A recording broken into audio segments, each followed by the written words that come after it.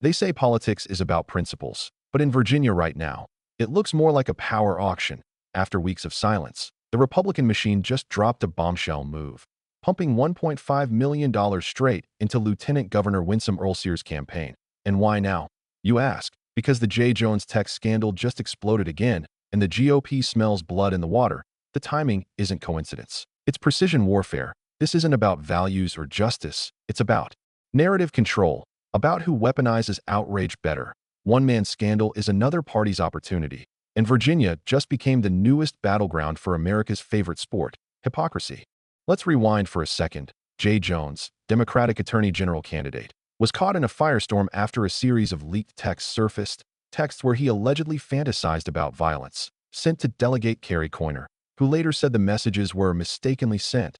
But here's the twist. The public didn't buy it. Neither did law enforcement. The Fraternal Order of Police demanded Jones drop out, and the scandal went national overnight.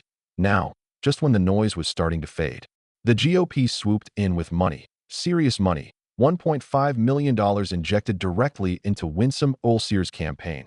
And make no mistake, that's not a donation. That's an investment in chaos.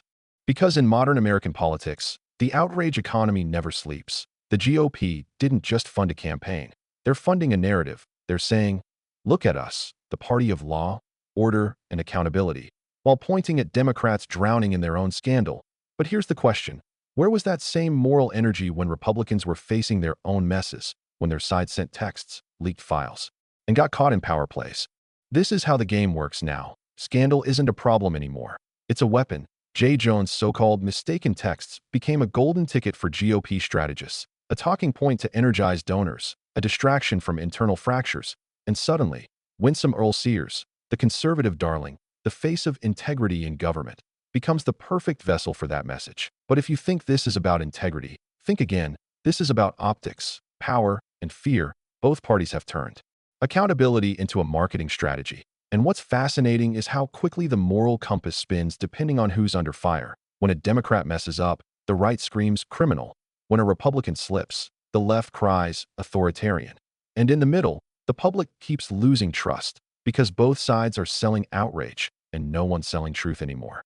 Now, the GOP's investment tells us something bigger. Virginia isn't just another election. It's a test case for how political scandals can be monetized. Turn a leaked text into $1 million fundraising trigger, amplify it through partisan media, push emotional clips, and watch the donations roll in. Politics as outrage marketing, democracy as performance theater. And yet, no one's asking the obvious question. If those texts were really mistakenly sent, why are we seeing coordinated media leaks weeks later? Why are opposition groups still dripping new details to the press? Why now? Because this isn't about one man's text messages. It's about controlling the timing, the optics, and the outrage cycle. Someone's feeding this scandal deliberately, and the GOP, with their new investment, is making sure it stays alive just long enough to shift the polls. Notice how the media is handling this. Left-leaning outlets are framing J. Jones as a victim of overreaction, a mistaken message, human error, while right-wing media paints him as a symbol of democratic rot and hypocrisy.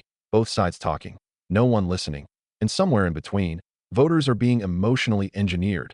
The same press that spent months defending political allies suddenly finds its outrage again. The same politicians who demand accountability go silent when their own allies cross the line. It's a double standard so loud, you can hear it echo through every press room in Washington. From an outsider's perspective, it's simple. This isn't a scandal about morality. It's a reflection of how American politics rewards manipulation. The GOP saw an opportunity. The Democrats played defense, and the truth got buried under sound bites. And maybe that's the biggest scandal of all, because the system isn't built to punish wrongdoing anymore. It's built to exploit it. Every controversy is a campaign strategy. Every apology a photo op. Every dollar of support comes with a motive attached. So where does that leave Virginia? With a shaken electorate, a weaponized scandal, and a reminder that political morality in America is just another branding exercise. J. Jones says the texts were a mistake. The GOP says the outrage is real. The media says whatever gets clicks. But somewhere between all that noise lies the truth, and almost no one's looking for it anymore. This isn't about right or left. It's about a system addicted to controversy. And as long as outrage pays, truth will always come second. I'm not here to pick sides.